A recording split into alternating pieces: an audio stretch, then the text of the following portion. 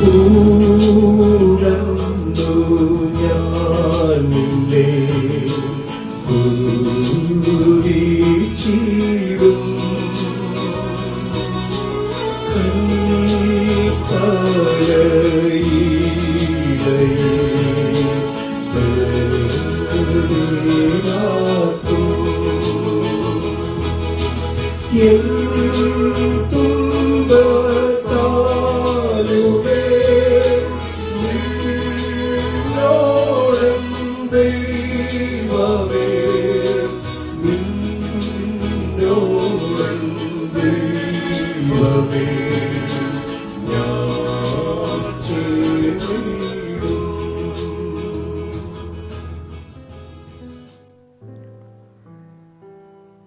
ദൈവനാമത്തിന് മഹത്വമുണ്ടാകട്ടെ.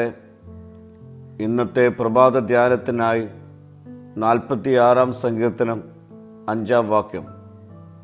ദൈവം അതിൻ്റെ മധ്യേ ഉണ്ട്, അത് കുലുങ്ങിപ്പോകയില്ല. ദൈവം അധികാലത്ത് തന്നെ അതിനെ സഹായിക്കും. ഒരു നഗരത്തിൻ്റെ നടുവിൽ ദൈവം ഉണ്ടായിരിക്കുന്നത് പോലെ നമ്മുടെ ജീവിതത്തിന് നടുവിലും ദൈവമുണ്ട്. അതുകൊണ്ട് നാം ഒറ്റയ്ക്കല്ല.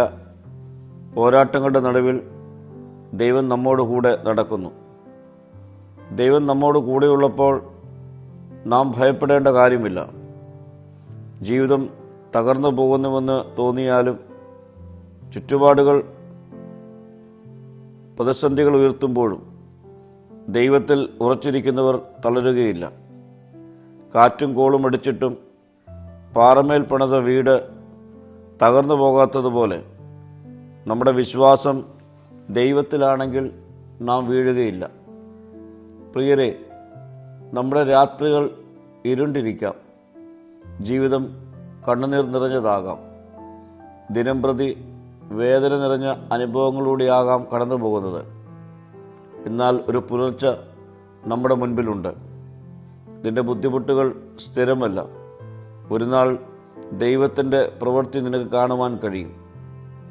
നമ്മുടെ പ്രത്യാശ മനുഷ്യരിലല്ല, സാഹചര്യങ്ങളുമല്ല.